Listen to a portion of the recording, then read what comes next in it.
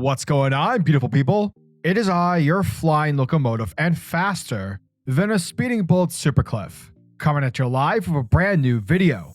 And for today's majestic and fantastic video, we are starting with a new beginning, a new age of thunder, if you will, for I'm talking about AlEwing's ImmortalHulk, issue number 1. But before we get smashy, if you are new to the channel, then smash that like and subscribe button. That way you guys never miss out on anything that happens on this majestic channel. So what are you waiting for? Let's raise the bar and go full on Super Saiyan. Hit that subscribe button. Thus, without further ado, let's start the thunder with Immortal Thor, issue number 1. Our story begins like every Thor story should, in the realm of Asgard. And here we have ourselves some frost giants, warriors from the realm of Jotunheim, who are being led by their commander Skirmir. And essentially him and his frost giants are about to bring forth the cold if Asgard doesn't surrender. But have no fear, beautiful people, because in comes the mighty Thor, aka the God of Thunder. Now after some old school dialogue, characters using a lot of poetic wording like thy hammer's wrath or still thy tongue, you know, words Gandalf would say, Thor then unleashes his power as King of Asgard and as the God of Thunder, for he summons the summer skies, which causes the giants to flee due to fear of being melted. And with Skirmir being the only frost giant left, Thor throws Mjolnir, and boom, destroying Skirmir as though he were a glass doll. Now although the day is saved, Thor can't shake the fact that with Loki being the current ruler and king of Jotunheim, it's concerning to see why this incursion wasn't prevented, because right now Asgard and Jotunheim, they're not at war with each other. But as the saying goes, ask and you shall receive. Thus it's here where we get the arrival of Loki himself. However, before hugs can be made, Thor, he gets straight to the point. He straight up tells Loki that being a monarch has responsibilities. Given you're the king of Jotunheim, you should have nipped this rebellion in the butt before it began. Like, dude, you have to pay attention when it comes to being king. And so after this brotherly scalding, we switch scenes and pick up at the Bifrost Bridge, or at least like what's left of it. Here, Loki presents his brother with a gift, the Wand of Whatever, a magical packed wand from the Eldars of the universe, a treasure Loki stole from the Collector's vaults. And so after striking the wand down to the ground, its magical abilities reform the Bifrost Bridge, making it operational once again. However, in turn, the wand breaks in half, most likely due to the amount of power it used. Now, sadly, we don't get any answers if this is the case, because after jumping for joy, Thor turns around and finds that Loki has disappeared. From there, after a hard and productive day's work as the ruler of Asgard, Thor decides to take a break. Thus, he rides the Rainbow Bridge over the Midgard, aka planet Earth.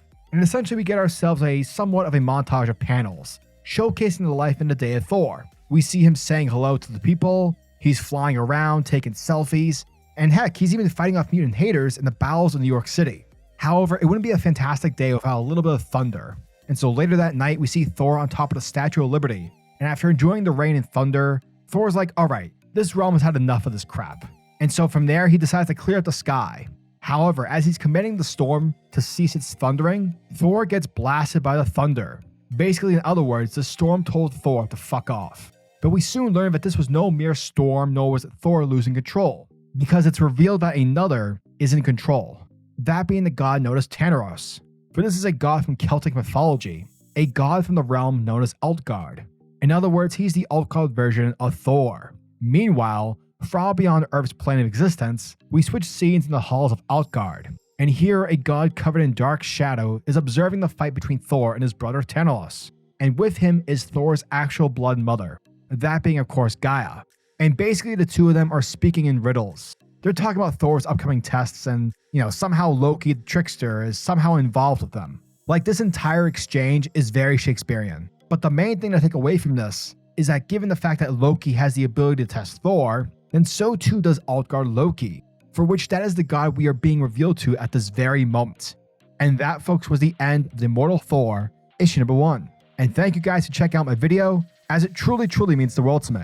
So yeah, Immortal Thor is the next epic that writer AlEwing is taking on. And I gotta be honest, holy shit, what a fantastic start to this series. A common complaint I've seen amongst comic book readers is that the comics have made Thor not into a joke like the movies have, but somewhat close, you know, more fun. You know, more welcoming to people who don't typically read Thor comics. Well, Ewing takes that complaint and says, yo, I get it.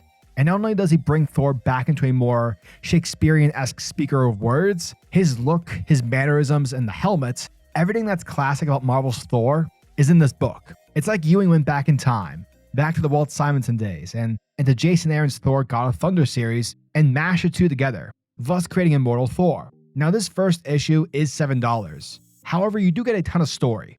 Never did I feel cheated out of story. I talked about this during my days covering DonnyCates' Thor and Hulk, and one of the main criticisms I had with those books were the fact that the issues, they took about a minute or so to read, and that was mostly because the splash pages took over each book. And though it was written well, there was very little dialogue to be had. AlEwing has splash pages, and he has epic imagery, but every section of the book has words and description in them. It just felt full. It's not like Stan Lee writing where there's loads of, words on page, but I would say it's very similar to Jonathan Hickman's writing. Also, Immortal Thor feels very similar to Immortal Hulk, where in that book, Ewing took Hulk back to his roots, his horror-esque beginnings, and added a ton of lore to them. That seems to be very similar in the approach for this book, thus minus the horror. Rather the issue feels more fantastical and more elegant. In other words, old school Thor.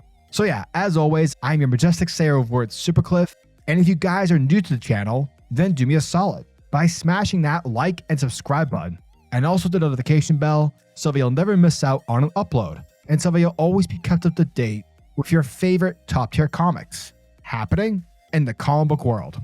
Now tell me, what are your thoughts and opinions on this issue? Are you guys excited for issue number 2? Let me know down in the comment section below. And until the next video, peace and giggity goo.